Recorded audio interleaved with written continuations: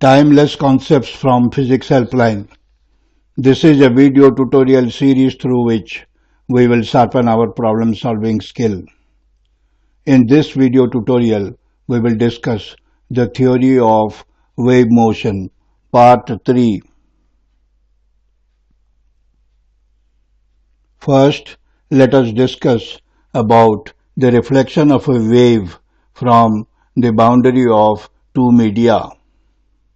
The wave could be transverse or longitudinal.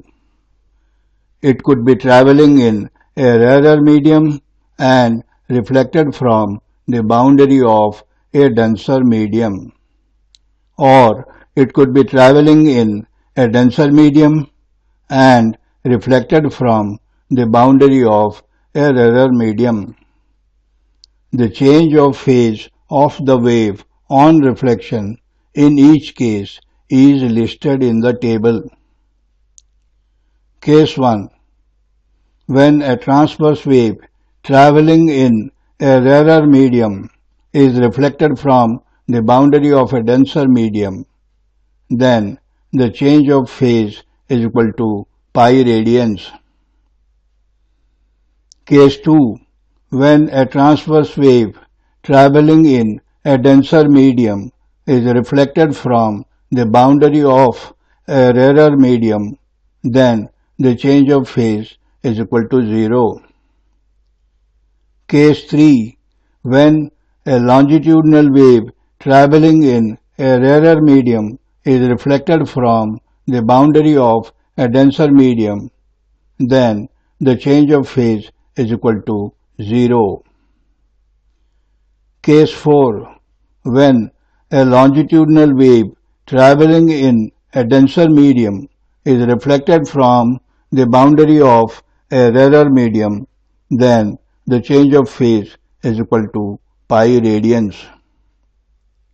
For easy recall, we will remember the four cases as follows. Case 1. TRD is equal to pi. Case 2. TDR is equal to 0. Case 3. LRD is equal to 0. And case 4. LDR is equal to pi.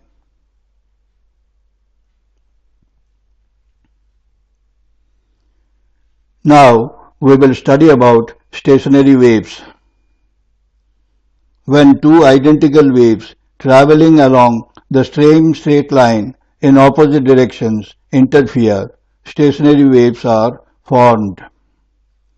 Consider two waves of the same amplitude, frequency and wavelength traveling in opposite directions along a stretched string given by the equations y1 is equal to a sin kx minus omega t and y2 is equal to a sin kx plus omega t.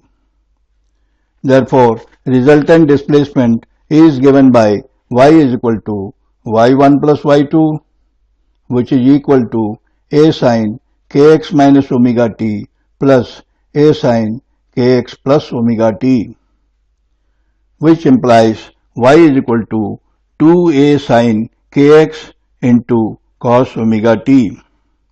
This is the equation of a stationary wave of amplitude 2a sin kx, which implies that amplitudes of different particles are different.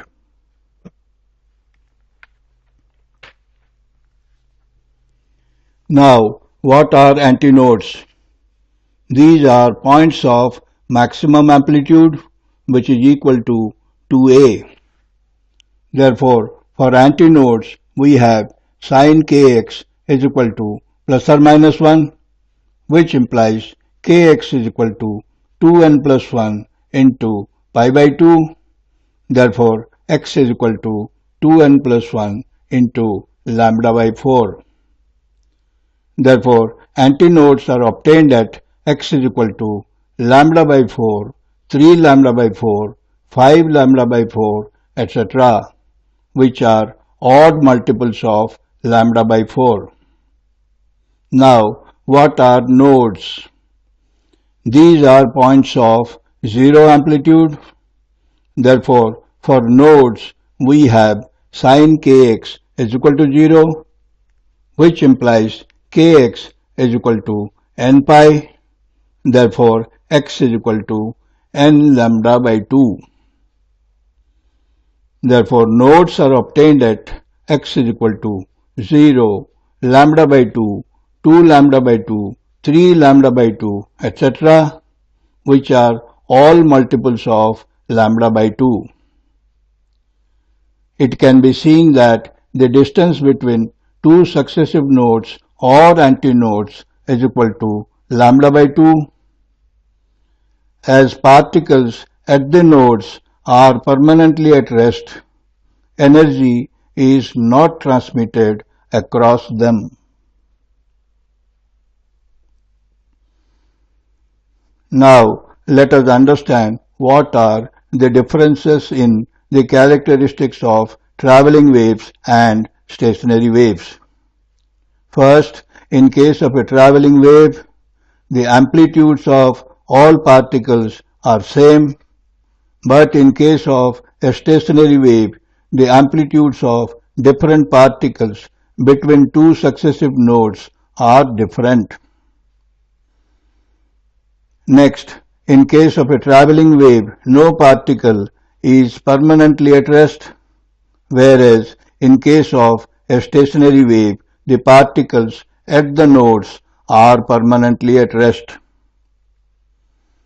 Next, in case of a traveling wave, all particles do not reach their mean positions simultaneously, but in case of a stationary wave, all the particles reach their mean positions simultaneously. Next, in case of a traveling wave, phase of different particles in one wavelength are different, whereas in case of a stationary wave, the phase of all particles between two successive nodes are same. Next, in case of a traveling wave, energy is transmitted along the wave, whereas in case of a stationary wave, energy is not transmitted along the wave. Lastly, in case of a traveling wave, all particles pass through their mean positions with the same speed, which means that all the particles have the same maximum speed. But in case of a stationary wave, different particles pass through their mean positions with different speeds, which means that different particles have different maximum speeds. Now, let us understand how stationary waves are formed in a stretched string. Consider a string stretched between two fixed points as shown in the figure. When it is set into vibrations, a transverse wave travels along the string, which is reflected from the other end. The incident and the reflected waves superpose to produce stationary waves in the string. Since the two ends are fixed, these are always nodes. Now, for the fundamental frequency of vibration of a stretched string, which is also known as the first harmonic. In this mode of vibration, the string vibrates in one segment, with one antinode between the nodes at the fixed ends.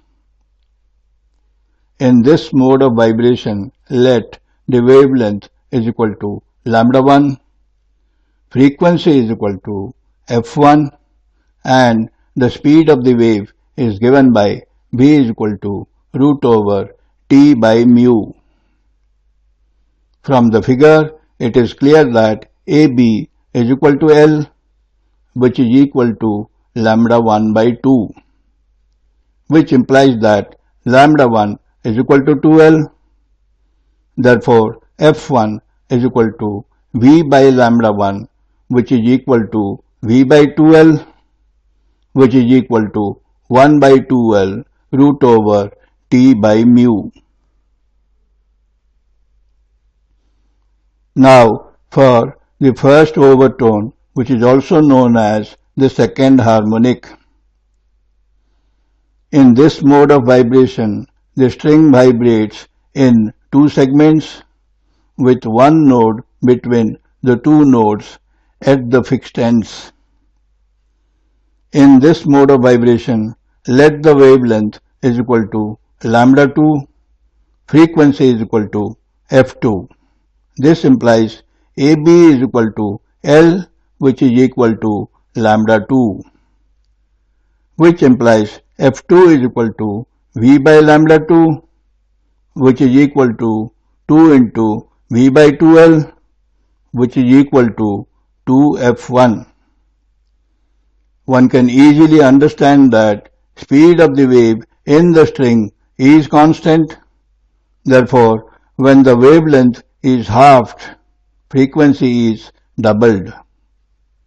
Therefore, in general, frequency of the nth harmonic or n-1th overtone is given by Fn is equal to Nf1.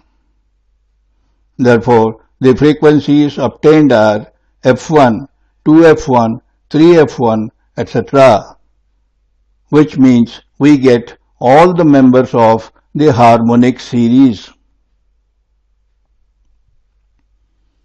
Now, for the laws of transverse vibrations of stretched strings. Fundamental frequency is given by F is equal to 1 by 2L root over T by mu. Law of length. F is inversely proportional to L. Law of tension. F is directly proportional to the square root of T. Law of mass per unit length. F is inversely proportional to the square root of mu. Law of diameter. F is inversely proportional to the diameter. Law of density. F is inversely proportional to the square root of density. We should remember that when the variation of F with one quantity is considered, the other quantities are taken as constants. Thanks for watching. If the video is helpful, then please like and subscribe.